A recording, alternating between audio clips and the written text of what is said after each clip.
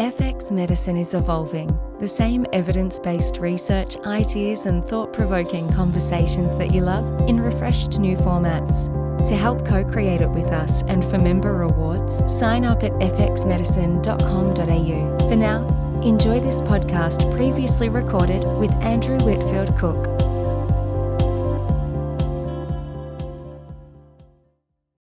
This podcast is intended as healthcare practitioner education only and is not a substitute for medical advice, diagnosis, or treatment.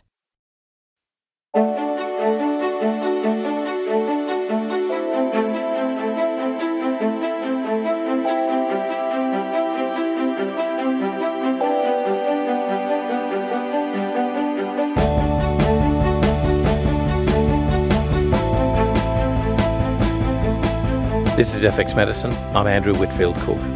Joining us on the line today is Natalie Douglas, who's a qualified dietitian and nutritionist, a functional medicine practitioner, fitness instructor, naturopathic student, podcaster, author, speaker, and yoga teacher. Nat specialises in helping women with an underactive thyroid or Hashimoto's reclaim their energy and thyroid health.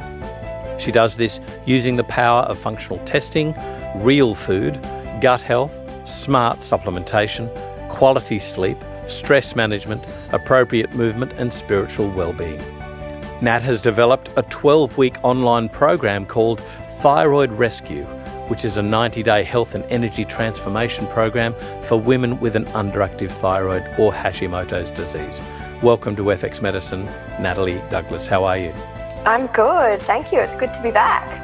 Now, Nat, how do we properly test for Hashimoto's? This is a question which is fraught with issues, not the least of which are how do you get the test done?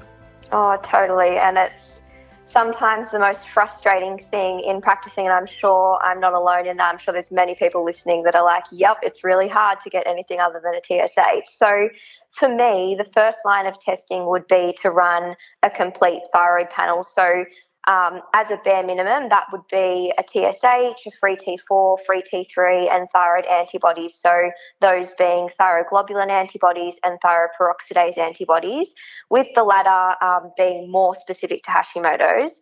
And look, you don't need to run thyroid receptor antibodies unless you suspect Graves' disease, in my opinion. I mean, I kind of ask for it just because if you're already asking for the rest, then why not? Sometimes you'll get a willing doctor to order all those tests. If not, then you can order them privately, of course. And technically, from my understanding at the moment, to be diagnosed with Hashimoto's by most doctors, they will actually need to see an elevation in thyroid antibodies as well as low thyroid function. However, thyroid antibody elevation in the absence of thyroid hormone abnormalities is still considered an early warning sign, and antibodies can actually be elevated about 8 to 10 years, I believe, before we see changes to markers such as TSH and free T4 and free T3, for example. And unfortunately, in the conventional medical model, Hashimoto's or thyroid issues generally aren't treated or paid any attention to until thyroid function has been affected, which to me seems silly because we know from the research that even things like selenium and inositol can be tools in decreasing thyroid antibodies, and that is going to help stop the progression or further destruction of the thyroid tissue.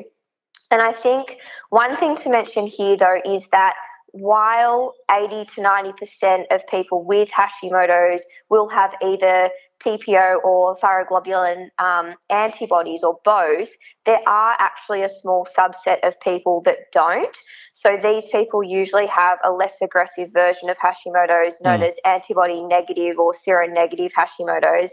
And in that situation, probably the next port of call would be to do a thyroid ultrasound to look for physical changes in the thyroid gland that point to Hashimoto's. So when they're doing an ultrasound, they're looking for things like changes in size, texture, density of the tissue and nodules. And if nodules are there, which in simple terms is just abnormal growth, then if they look suspicious, a nodule biopsy would usually be the next step. So you can kind of see how relatively frustrating it is that most people are just getting a TSH done. And I think it's really important that we as natural medicine practitioners are advocating for proper testing, and sometimes that does mean out-of-pocket stuff, but I think it's worth it. But at least once you have those results for the out-of-pocket, then the proof is there. So you could then go back to your doctor and say, look, it is elevated. I do have antibodies.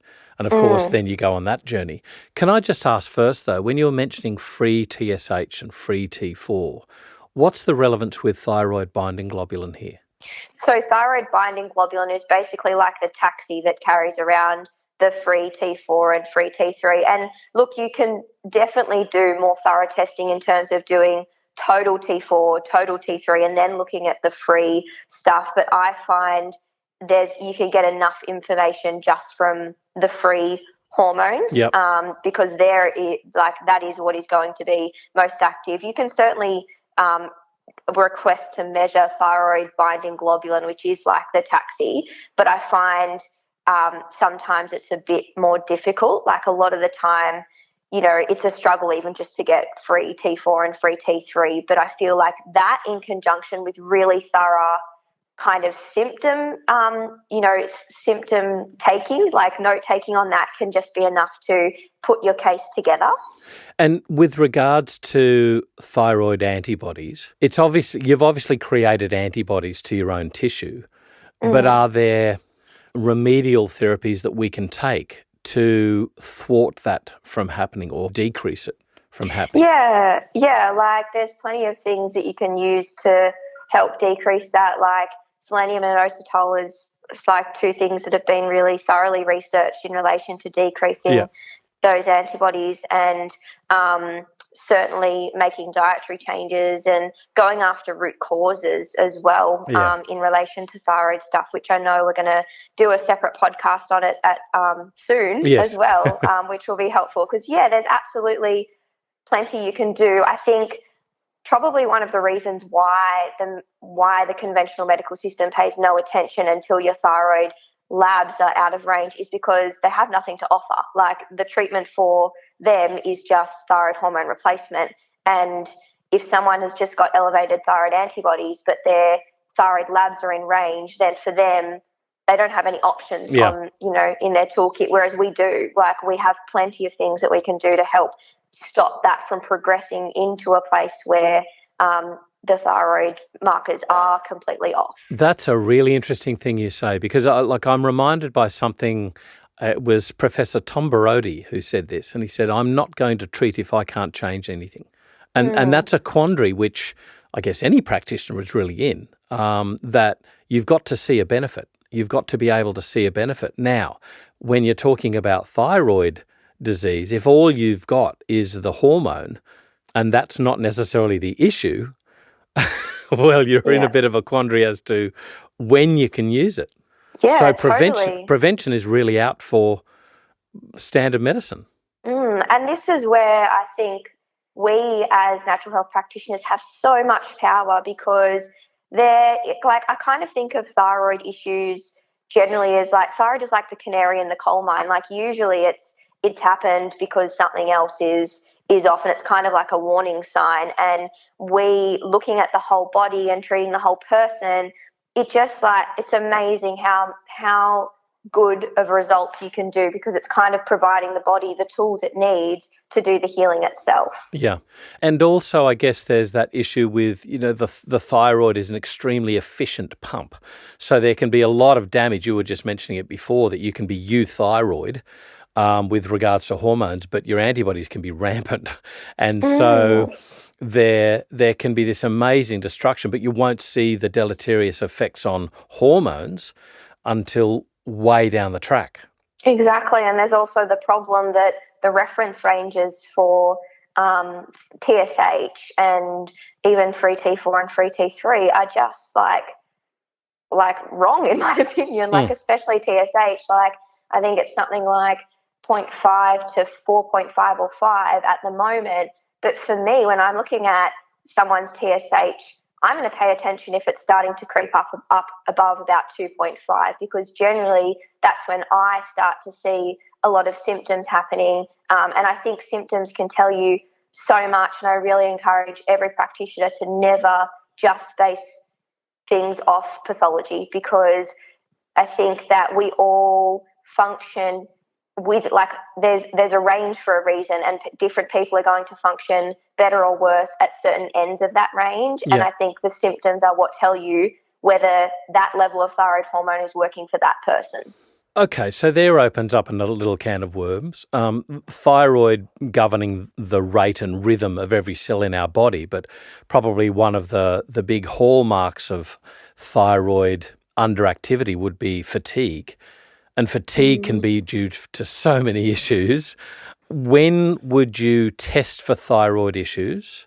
What patients present as red flags? And when would you tease that apart and go, oh, that's not really the thyroid type of fatigue, that's more of an immune type fatigue, or a stress fatigue, or a depression fatigue, or, that sort of thing?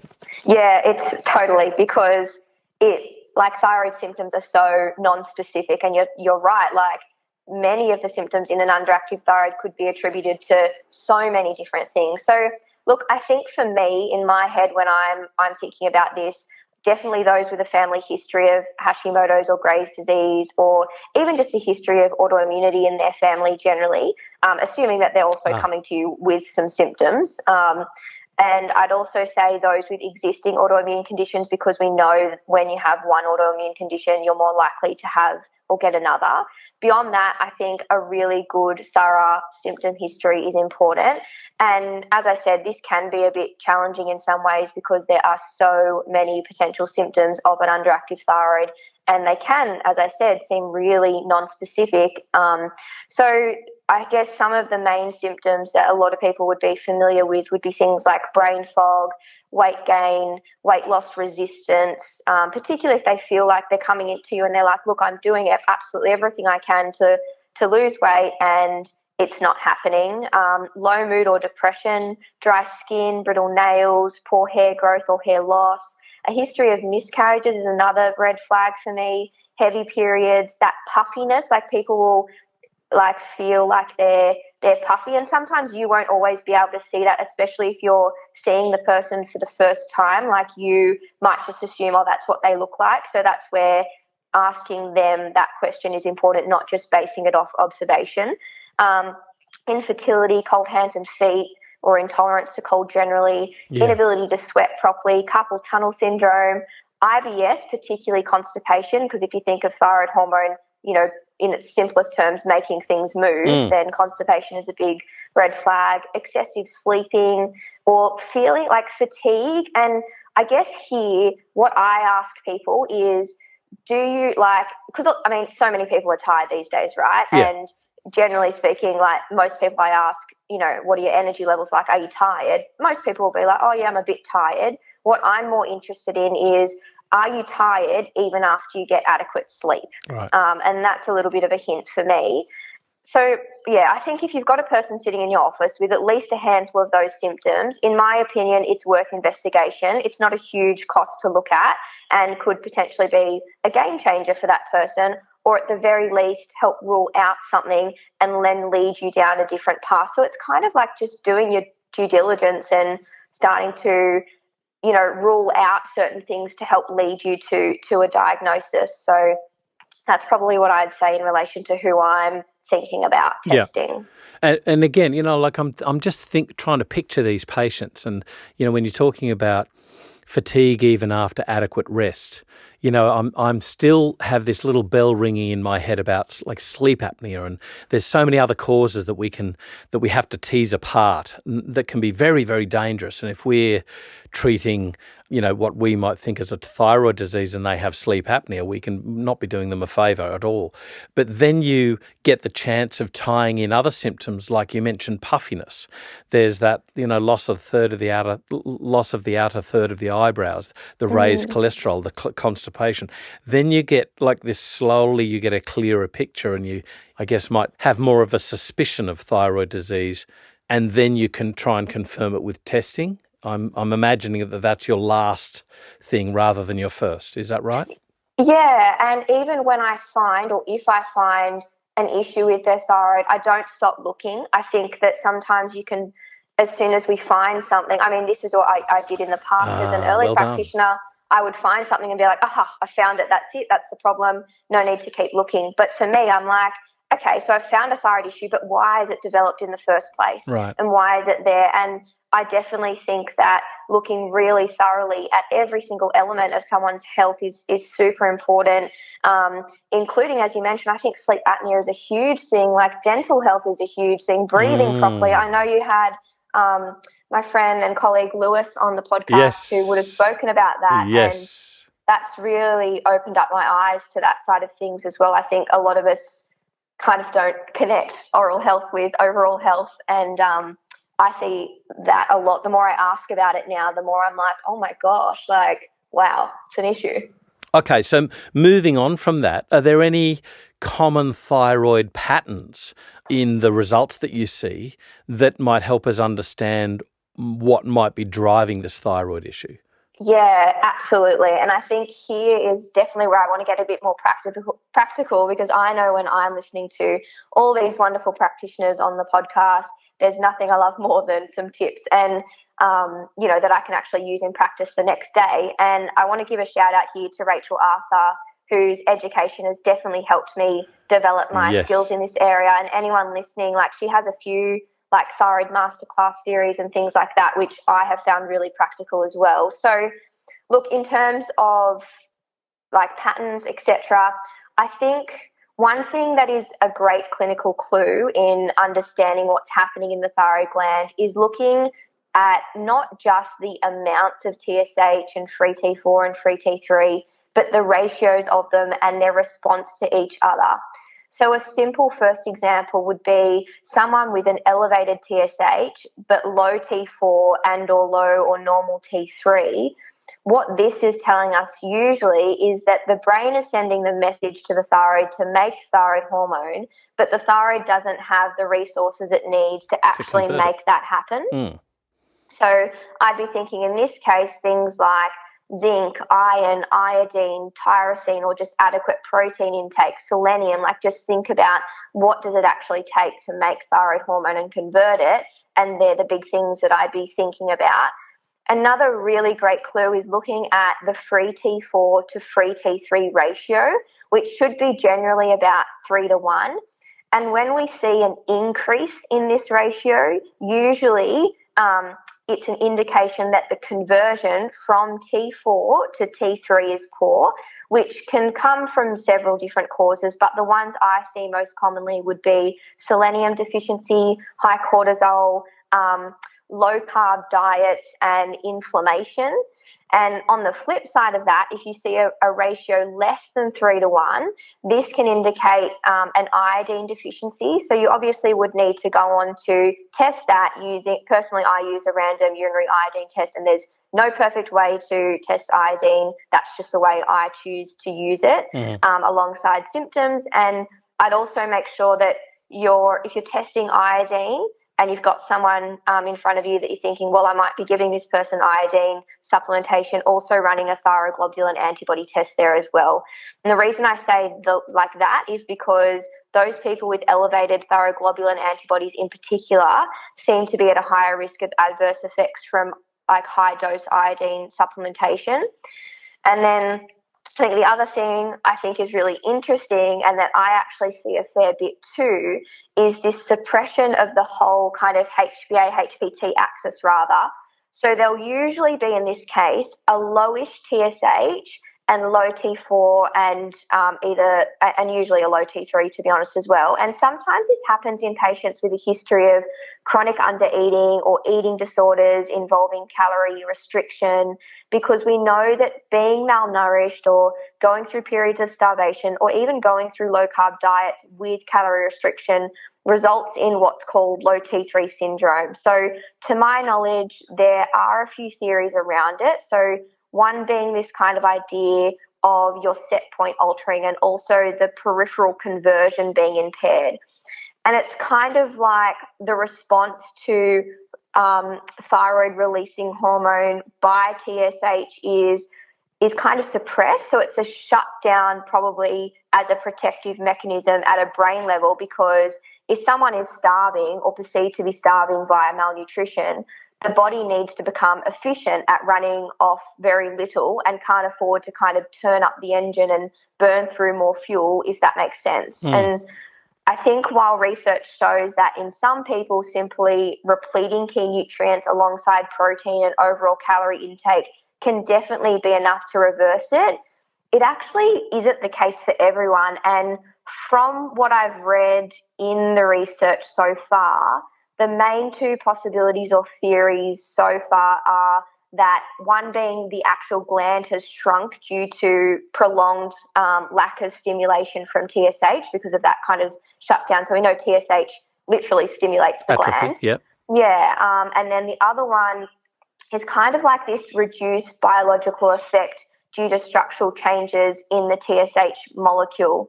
So I don't really know much more than that, admittedly, but my kind of go-to in these situations first is obviously to refeed these people and ensure carbohydrate intake is also adequate, and to try and reduce any other kind of HbA axis issues and restore any micronutrient deficiencies. And if that fails and this person is symptomatic, then sometimes a small amount of thyroid hormone replacement can be a big difference to their quality of life. So quite a few patterns to look over, and that's certainly not all of the things I see, but those would be the most common. And I think it can be just so helpful in understanding what's happening. And what I'd encourage people to do is really understand thyroid physiology and the negative feedback and the building blocks for that, because I think if you understand how something works, it's easier than just kind of rote learning and remembering it from just I guess that kind of view. If you understand what's happening, it's much easier for you to join the dots. Yeah. I mean, the thyroid is just probably the poster child of the negative feedback system, isn't it? Yeah, totally. I have a question with what you were saying a little bit earlier. So T4 to T3 being in a ratio of 3 to 1, correct? Yes. Okay. What about reverse T3 here? Yeah, great question. And I used to measure reverse T3 a lot. These days, I don't as much. Okay. I do when I can. And the reason why I don't is usually because of the expense of it, and because I make the assumption that, well, most people that I'm seeing are quite stressed, do have all of that going on, and the treatment for reducing reverse T3 is usually reducing or regulating cortisol and inflammation, and I'm going to be doing that anyway. So I think that it's a great tool to have, and if you can order it, absolutely do. But you don't. For me personally, I know that I'm going to treat the cause of the elevated reverse T3 if it's there anyway, regardless of whether I see it properly or not. In terms of like measuring it and understanding it, what I'm looking for with a reverse T3 is that it's no more than 100 times greater than the T3 level. So that's what I would be looking for, because it is relative to the free T3 that you have. So when you're looking at the result, you're looking at the free T3 that you've got and making sure that the reverse T3 is no more than 100 times greater of that free T3 on that test for that person, as opposed to just a random reference range that you usually get for reverse T3. Yeah. And, I mean, stress is one of the biggest triggers of reverse T3. There was also, though, heavy metals, right? Mercury, is that right? And cadmium, is that right? Yeah, mercury more so, but definitely cadmium, and even just other heavy metals as well, because they have such an affinity for the thyroid gland. But mercury for sure is a big one. And to be honest, sometimes I will just run a blood mercury as like a first port of call, and obviously doing a lot of questioning. And this is where it's important to question around dental health stuff as well, because, how many people have, fillings or have gotten them removed without doing anything to help clear toxins or stuff like that after. So just really good history taking is important. I was really interested when I think it was Ron Ehrlich, Lewis's uncle, telling me that dental dams were actually an approved device for mercury removal, that they were like indicated. It wasn't just a nicety that some dentists did. It was like that was standard practice. It was really interesting to me. Like, I don't know a dentist other than an integrative one that uses them. Yeah, I know it's amazing, isn't it? And it's really hard for patients because how do they, like, you don't know what you don't know, and unless we are teaching them how to be advocates for their health. So if they do have to get their mercury fillings removed, then how do we give them the information so they can be an advocate for their health? Because realistically, there isn't a holistic dentist everywhere where all of our patients will be, but we can teach them to ask the right questions so that they are having a safe removal of those fillings if that's what's happening for them. Yeah. We like to think about the causes, and stress is obviously a major factor in many people's lives. I get it. But, EBV, for instance, so the viral load, bringing on the classic fatigue, and that can indeed induce a Hashimoto's, correct? Yeah, absolutely. And it's not just isolated to EBV, like any virus, like cytomegalovirus. CMV, yes. Yeah, like anything from like that herpes family can definitely be a trigger as well. I think EBV is the most well-known one, maybe because of that medical medium celery juice guy. Yeah. But to his defence, like, he's right, EBV is absolutely one, and I think it's going after and just being really thorough in assessing these things. And obviously we can't completely rid the body of viruses, but we can certainly help decrease their reactivation. And so I think that's really important to know. And I've observed, definitely treating so many thyroid patients, how many people have multiple chronic viral infections and viral loads. And so I think it's definitely something that needs to be paid attention to. But again, I think something to come back to is, even if you find that, don't stop looking. Like, make sure you're still thorough, because very rarely, in my experience, is it just one thing. And so you really need to just be thorough and not prematurely stop your case investigation, basically. Darn these complex patients. I know, right? But so let's talk a little bit about that. The most common root causes that you see in clinical practice, that drive thyroid disease. I guess specifically Hashimoto's, but there's others as well.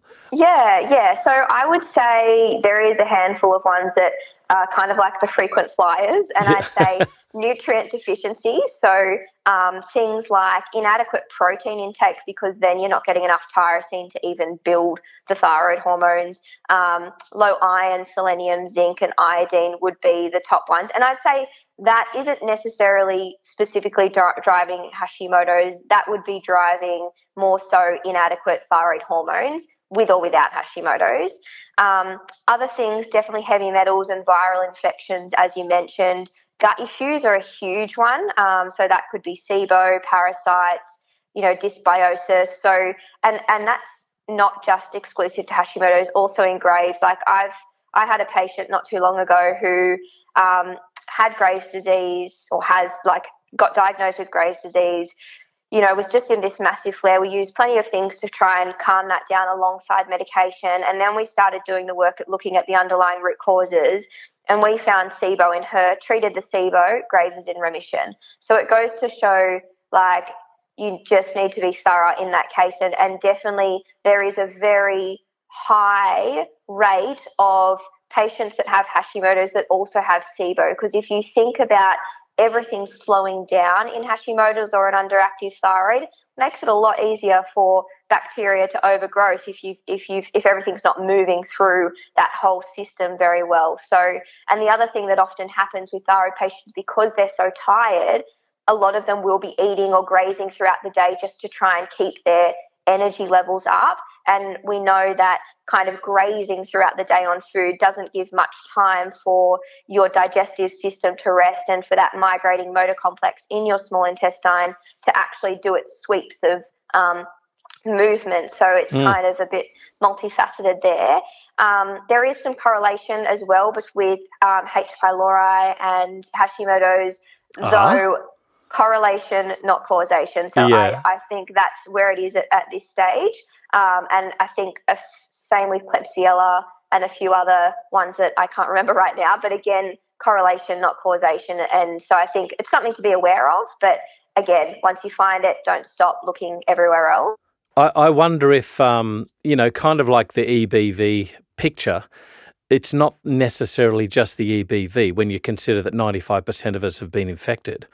Not Totally. 95% of us suffer the fatigue associated with it. So there seems to be these other antecedents that are around that cause this perfect storm. And I wonder if this is the case with, the H. pylori, the Klebs, all of that sort of thing as well. Yeah, totally. And I think we have to remember that, realistically, we are far more bacteria and virus than we are human cells. And it's really about, how do we exist with them without it being a problem, and how do we create more balance? I think a lot of the time it's this kill approach, and not always, and certainly there's a time to kill things, but there's also something to be said about how do we build resilience in the system and restore balance as well. So I think that's a whole nother can of worms in relation to gut health and parasites and dysbiosis and, viral load, but definitely something that is worth attention.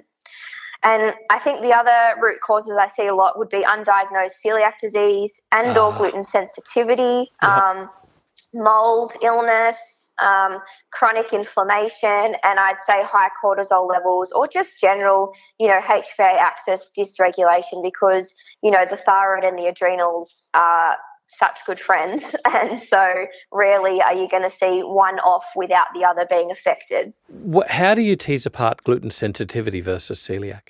Yeah, so I would first of all definitely be making sure that I am looking at running first and foremost a celiac antibody test. Not perfect by any means, but a screening tool. It's kind of complicated because a lot of the patients that come to see me already are gluten-free and have been gluten-free for a long time. And most of them, to be honest, don't feel well when they reintroduce gluten and don't want to. And how can I accurately test if they have celiac disease without them challenge. having actually, yeah. And so I guess a bit of a tangent here, but the discussion I have with people is that, I'm not going to force them to do anything, but I see my role as giving them the education that they need to make an informed decision. And the reality is that if I suspect that there's any chance that they have celiac disease, then I will say to them, look, you have two options. One is that you eat gluten again, and then we do a colonoscopy and an endoscopy, and we get the correct kind of gold standard diagnosis to say yes whether you have it or no whether you don't. And that kind of is the end. That's it. That's your answer. If you're not willing to do that, then my recommendation to you is that you assume you have celiac disease, because, if you've got celiac disease and you continue to eat gluten, there's just so much stuff. Yeah, so much stuff that can go wrong. So, and a lot of people, to be honest, a lot of my patients are just like, well, I'm happy to just act as if I do. And then I will go through celiac education with them, because it's so important that you do that. And I think there are some practitioners out there that will just be like, the only option for you is you have to eat gluten and you have to do that test properly. But a lot of people are just going to go, well, I'm not going to do that.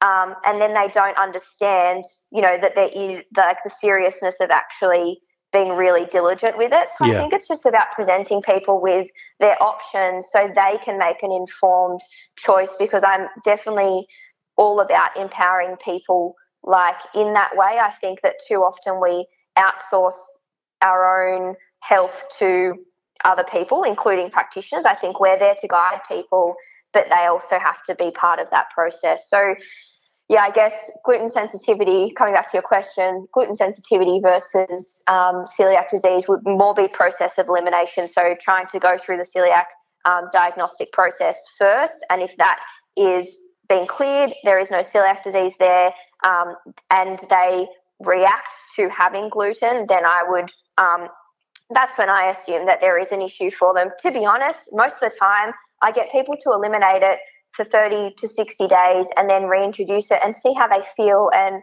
educate them on the kind of symptoms that they might feel. So, going back to it not just being a gut reaction, but, are there any other symptoms that you feel, like an increase in brain fog, irritability, mood issues?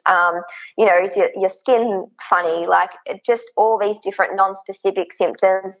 And that way it teaches them how to understand what different foods are doing in their body. And then it's up to them. Like, this is the reaction you get when you have gluten. This is what's happening at a cellular level or an inflammation level. Now you can make the decision of, is that something you want to consume and it's worth it for you, or is it something you want to avoid? I think that's really empowering for people to understand why they're doing something and what the consequence is, as opposed to just coming out and being like, you can't eat this ever, because that feels really, really disempowering to me. As if I was a patient to hear that, I would feel like, well, I'm not going to stick to something unless I know why. So I think education is part of that process.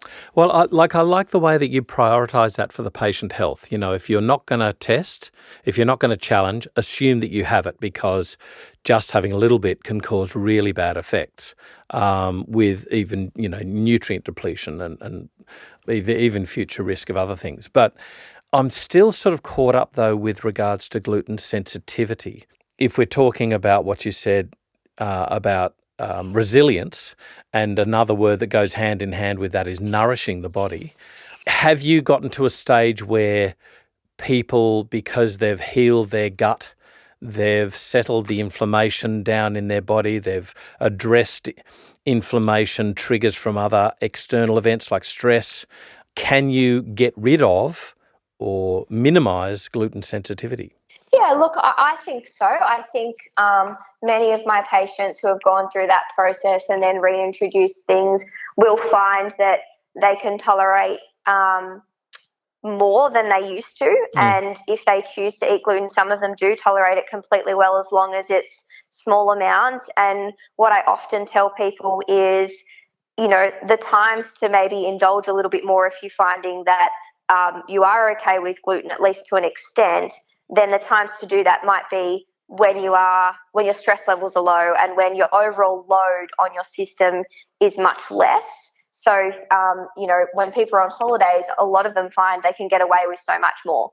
And I think It's just about educating people about, in the body, it's all about the load of stress, and that can come from so many different ways: emotional stress, environmental stress, physical stress, chemical stress, all these different things. And you have to make sure that your bucket isn't overflowing, and recognizing what things are filling that up, and so that you're not adding too much on.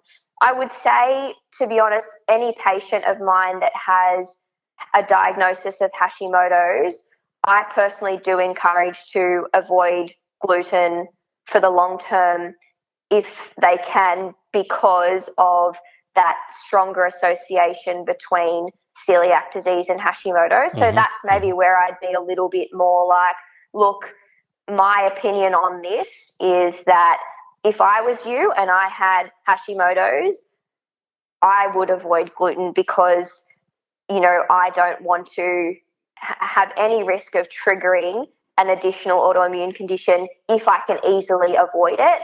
And nowadays, mostly it's pretty damn easy to eat gluten-free. And I think, maybe it might have been a different story a long time ago where it might have been socially isolating to eat gluten-free, or more difficult or more expensive. But these days, pretty much every restaurant or cafe that you walk in has gluten-free options. And so reasonably tasting ones.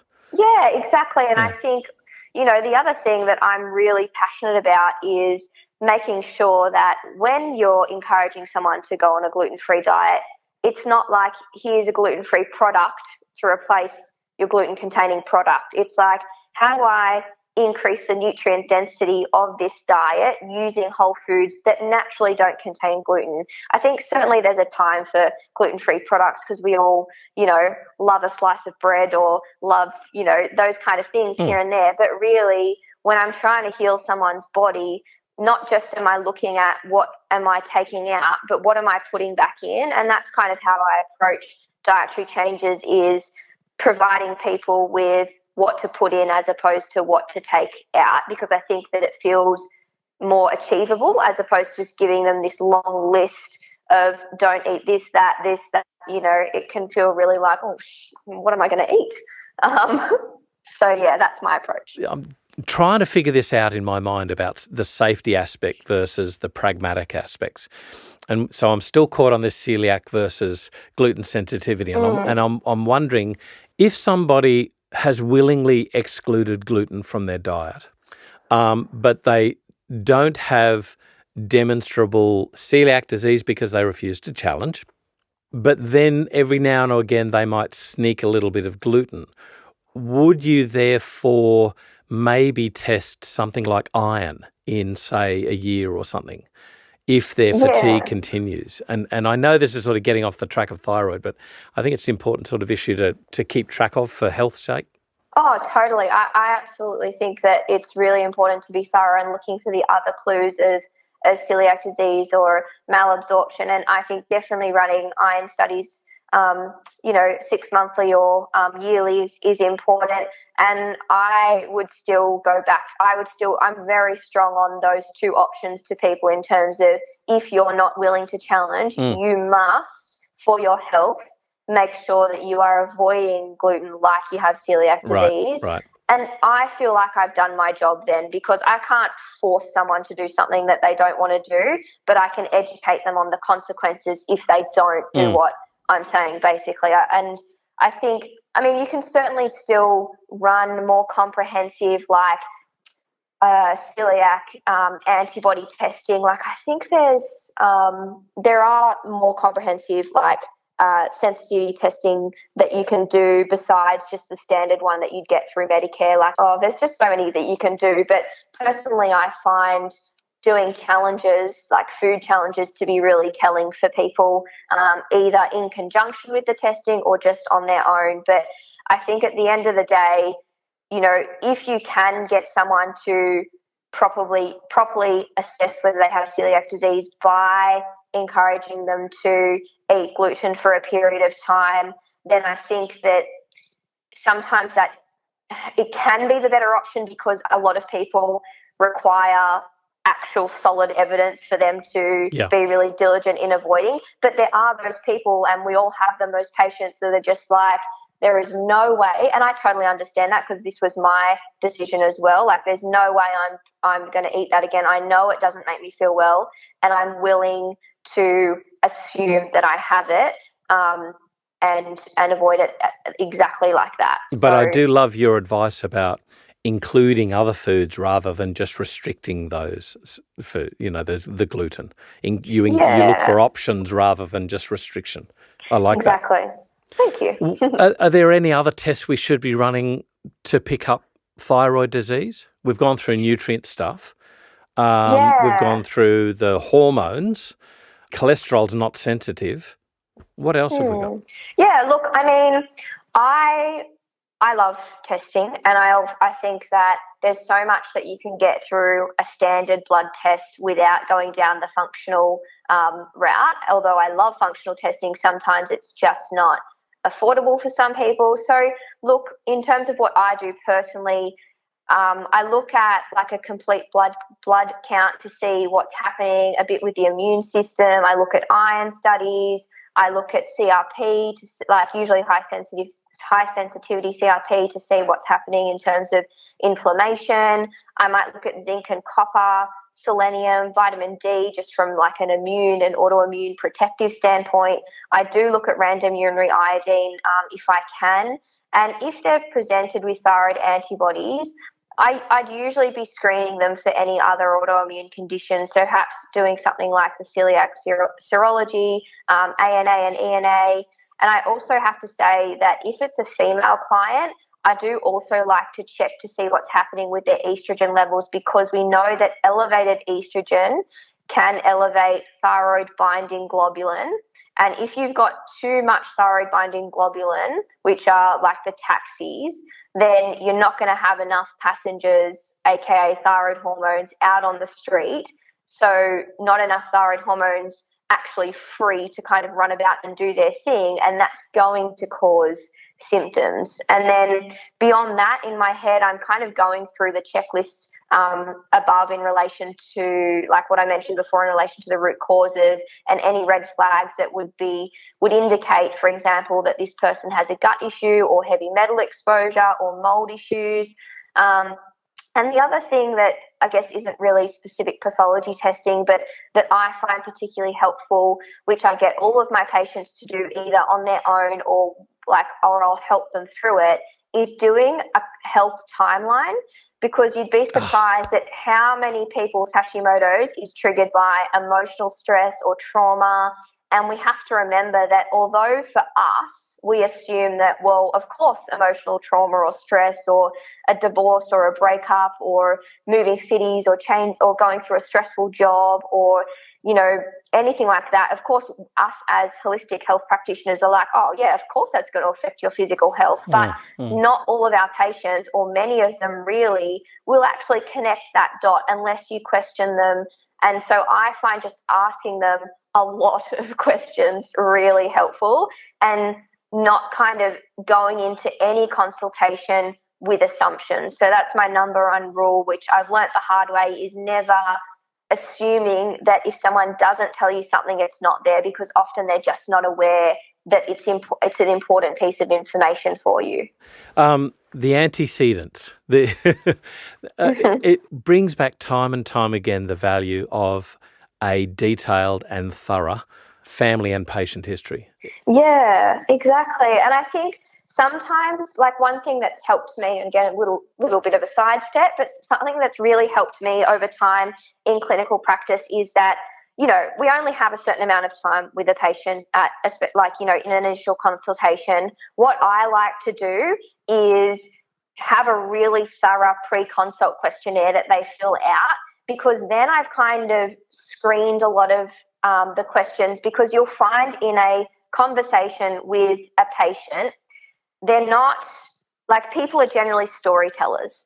And so they're not just going to, most of the time, answer your question as a yes or no, which means that the consultation ends up being really long. Whereas if you can get them to fill out a pre-consult questionnaire beforehand, you know where you need to further question this person and kind of get out more information, as opposed to spending, an hour or 90 minutes just asking question after question and hearing, and I know this sounds harsh, but like hearing stories that maybe aren't helping you get closer. I definitely think listening to people and taking time to hear the way they're speaking and the way they are is really important as well. But I think you can only tick so many boxes. So a really thorough pre-consult questionnaire going through things like dental history, family history, gut symptoms, like, do you have a history of low iron? All these, like, have you lived in a water damaged building? All these different questions. Because if they answer no to something like, have you ever lived in a water damaged building, or are you currently in that, or,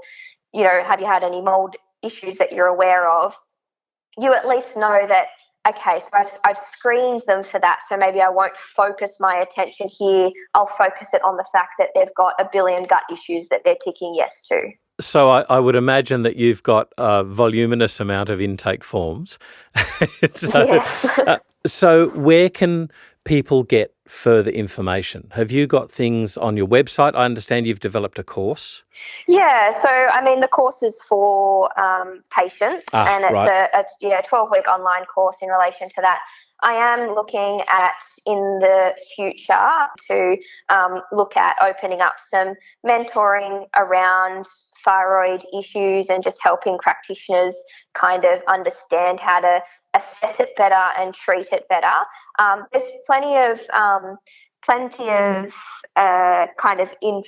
information on my podcast that I run, which is called the Holistic Nutritionist Podcast, and there's also information on my website just in terms of blog posts and stuff like that.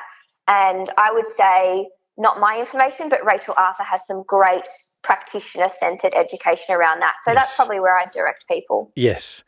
Can I ask you, what's your favourite textbook with regards to thyroid health?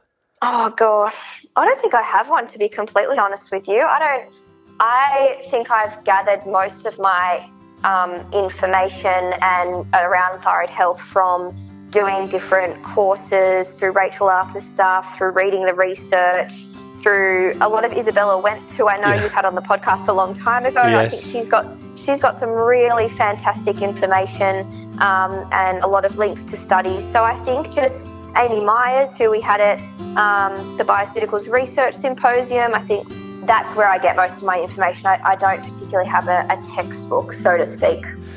Natalie Douglas, thank you so much for taking us through. This is a quandary, let's face it, and it does require ongoing education.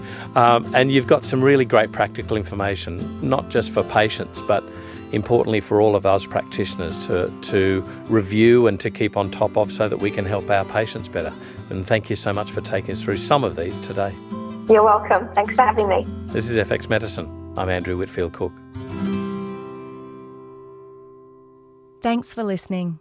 To make sure you never miss an episode, subscribe to us on YouTube, Apple Podcasts, Google Podcasts, or Spotify. You can also let us know what further topics you'd like us to cover by contacting us through our website, fxmedicine.com.au, or by connecting with us on Facebook or Instagram.